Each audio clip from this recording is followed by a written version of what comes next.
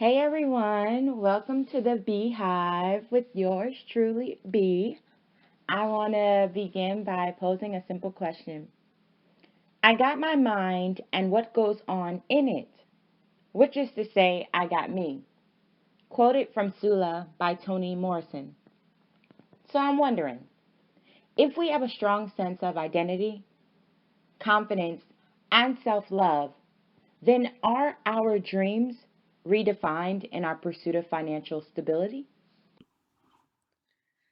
Thank you so much, Faith, for having me contribute to this narrative, this narrative of women who are on the search for freedom. They're on the journey for freedom, and thank you so much for creating the platform for all of us to really, truly, deeply explore the inner complexities that of life and what all has been thrown at us, and to just really allow ourselves to seek that spiritual renewal through liberation, just meditation, reflection, etc. So um, you asked me whether or not our dreams are redefined in our pursuit of financial stability. This is such a tricky question for me. Let me just provide you with a little bit of background about myself. So, my name is Chinaye Donna Ebelem. I am I'm in grad school, so I work full time and I'm in school full time. And if I could have it my way, I would love to just quit my job and focus on. I'm truly passionate about traveling. I love traveling. I love constantly being engaged in the social justice issues around me. I currently reside in Baltimore, Maryland, where I'm a student at the University of Maryland, Baltimore. And there's just, I'm sure that a lot of you you've seen what is happening on the news, especially in light of Freddie Gray, who unfortunately was passed away when he was held under police custody in April of last year. And we, to this day, we still don't know why Freddie Gray was apprehended. There's just so much, and it's crazy because there are a lot of Freddie Grays out here. And if I could just drop everything I'm doing, I would just. There's this city right here, along with many other cities in the world. Uh, it's a bleeding city, and there's just so much. And I think that this is part of what Faith, you are encouraging us to do. You're trying to figure out. You're trying to help us to just really truly understand how society systems that, if anything, we know that a lot of these infrastructures, a lot of these systems, these institutions, they're inherently oppressive. So um when you ask like whether or not this our dreams are redefined by our pursuit of financial stability, I really think that it all boils down to whether or not you're willing, or one is willing to take a risk, and in taking by taking that risk, willing to plunge, because it's not everyone. When we think about startups, there are, people are constantly, there are so many innovative thinkers in the world, and they are constantly generating, brewing these new ideas, and they get super excited. They try to locate the early adopters. They give out their pitch. They put together their elevator pitch. It's not everyone that yields a very positive or successful result, but that experience in and of itself is very rewarding, and it can be rewarding. And so for me, based on my personality, I can't say that my dreams are redefined in pursuit of my financial stability, because having served as a Peace Corps volunteer in Burkina Faso, living in a hut for an extended period of time, and just really letting go of all these greater what we Americans, a lot of Americans, consider to be like a necessity in life, like running water, light. I was able to prove to myself that I can go without those things for an extended period of time, and for me, I can't turn back. If anything, I feel as if I just need to truly ultimately figure out what my purpose is in life. And that's not to say that each and every individual has one purpose. I think that it really does depend on what phase you're in. Right now, I'm at a point in time where I don't want to be held. So I guess it's like it's a catch-22 because for me, when I made the conscientious choice to come to school, to start grad school, I told myself I will not pull out any loans. I will not. I refuse to. Because to me, just the mere concept, the mere act of pulling out loans, to me, it's a mechanism for bonding one down. Like that, these financial institutions, they're ultimately trying to create a bondage where they will just hold you down. And to me, it is an act of slavery. It's an act of slavery that pretty much forces you to succumb to these systems where, upon graduating, you won't even have a choice to really truly be free, to just be free to make whatever financial choices. Even if you want, I am a risk taker. If I wanted to, let's say for example, I wanted to invest in the stock market exchange. Well, if I have a whopping $60,000 of loans over my head, lingering over my head, would it really be smart of me to go take that plunge, even if I'm just investing 500, a grand? Would it really be smart of me to take that risk? I can't say that that would be the case. And so, when I decided to go to grad school, I was very determined. I had a vision. I said, okay, let's put together a formula. How can I go about not having to pull out a single dime in loans? Well, what did I do? I hit up all my financial aid counselors. I hit up, people who were not a part of my university, just constantly. And I spoke with individuals whom I knew were able to obtain fellowships, scholarships. I was just constantly asking questions. Ask, ask, ask. I'm super religious, and there's this saying, ask and you shall receive. And I live by that. That is my mantra. I don't care how annoying I am. You know, Ultimately, if you want something in life, you go for it. You have to persistence, perseverance, diligence. I many sleepless nights. For many sleepless nights, I wouldn't be sleeping. I would just constantly be up.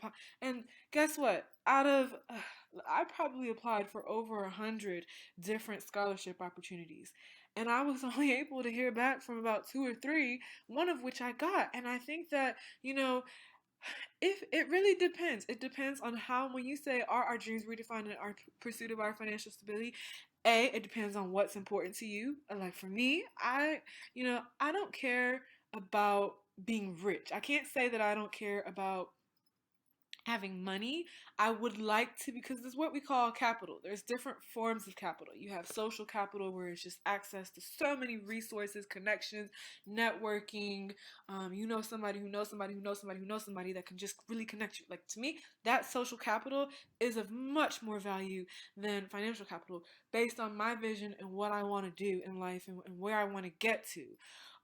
But that's not to say that there aren't people out there who, then again, I come from a place of privilege. My mother passed away. I don't know if I said this earlier. My mother passed away when I was 7, and I went from living in a neighborhood of very low socioeconomic status. Majority of people had low socioeconomic statuses.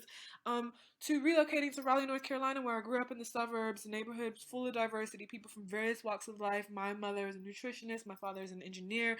He's doing well.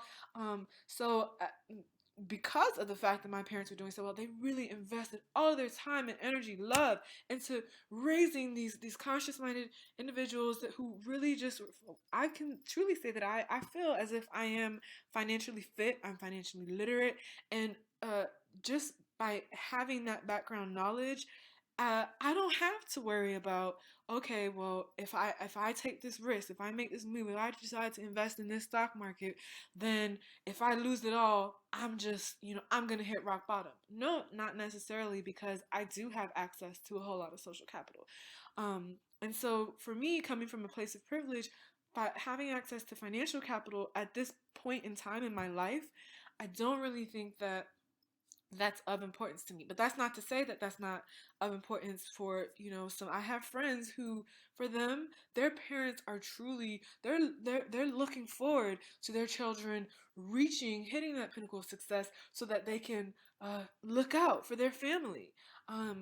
For them, their parents, they are their parents, like retirement plan, if you will, pension system. So I really think it just depends. You have to look at it on a case by case basis. It truly does depend on what your vision is, on what you want out of life. You definitely have to do some dream sculpting. Just sit back, meditate, ruminate through your thoughts. Think about, what is it that I truly want to gain out of life? What is my calling?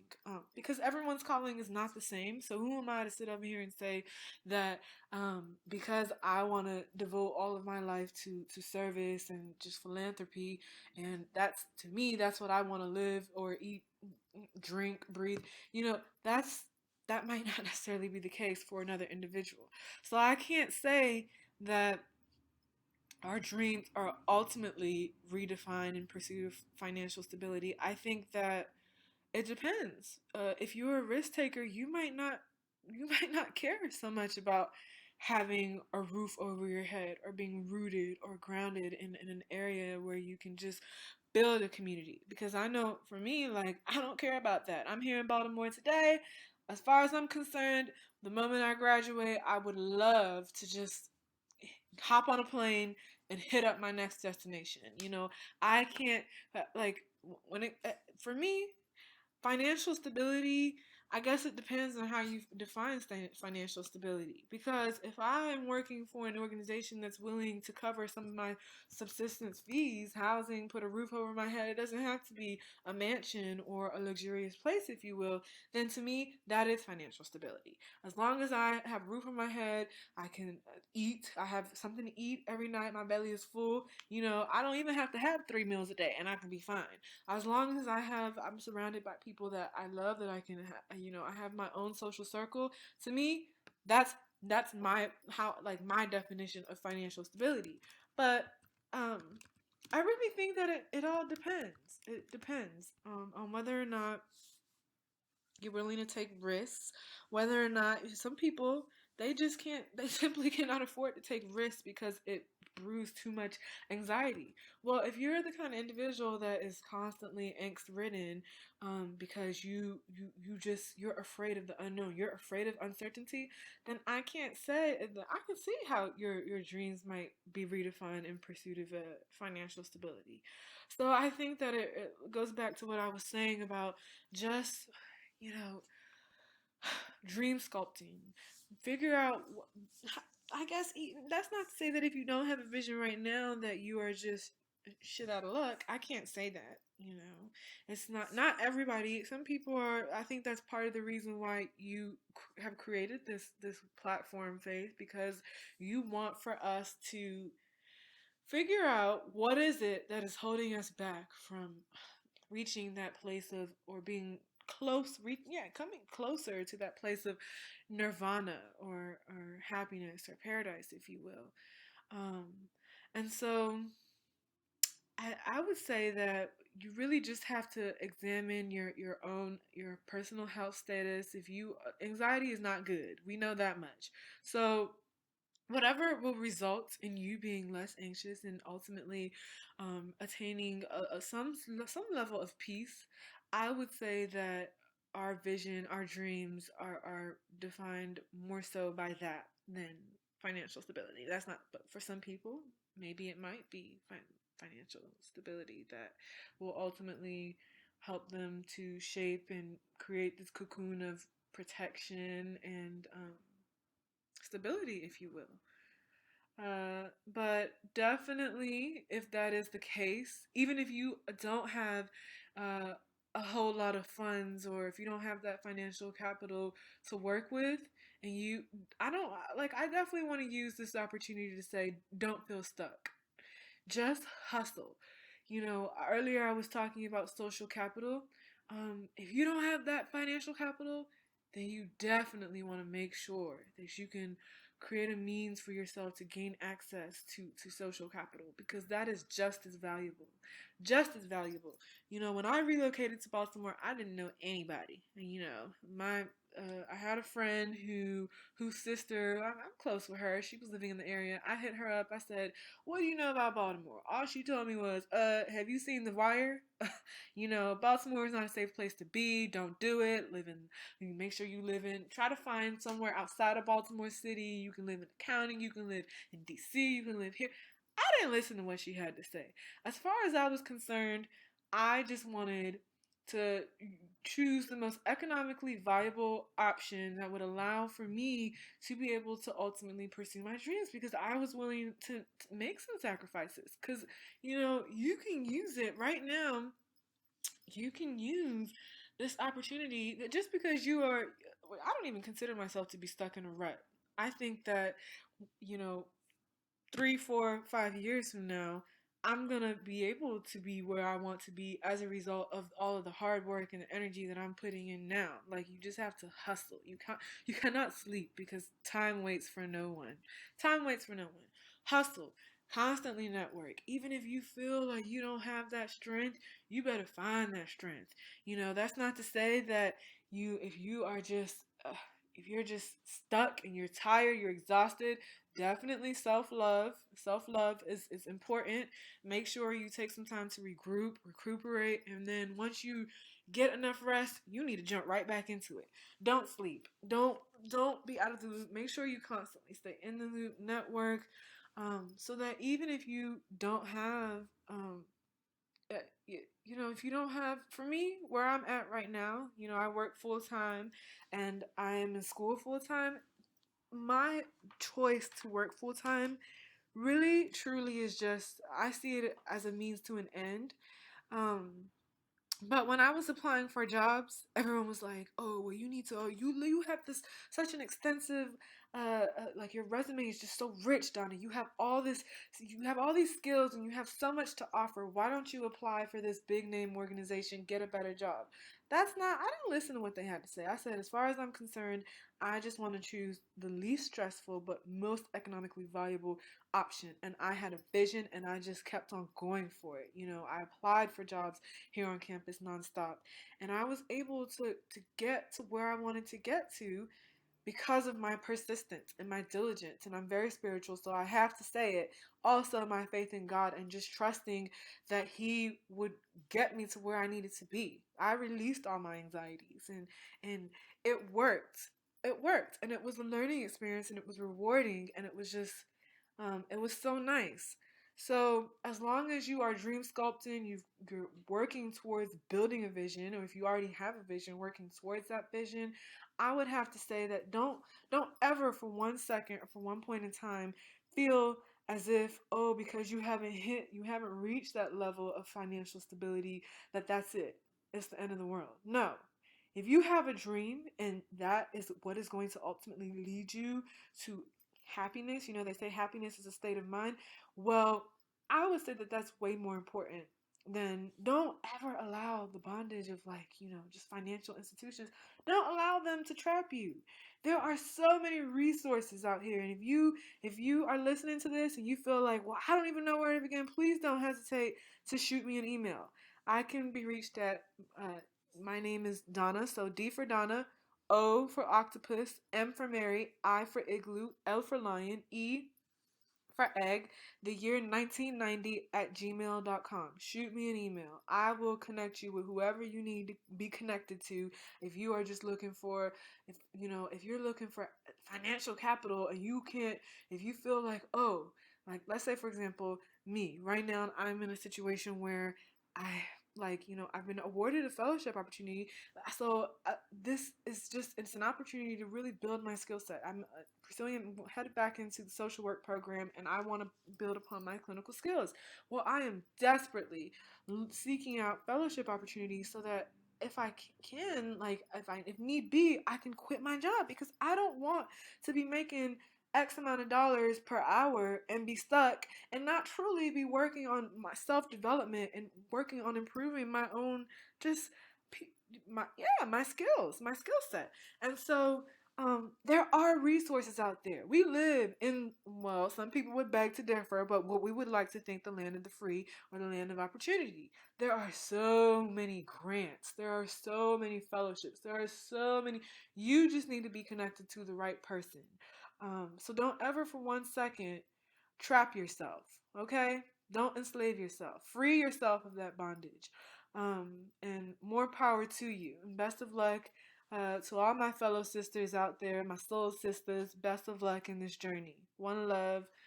Chinchi Chinoye Donna Ebelem. I'm out. Take care. Bye.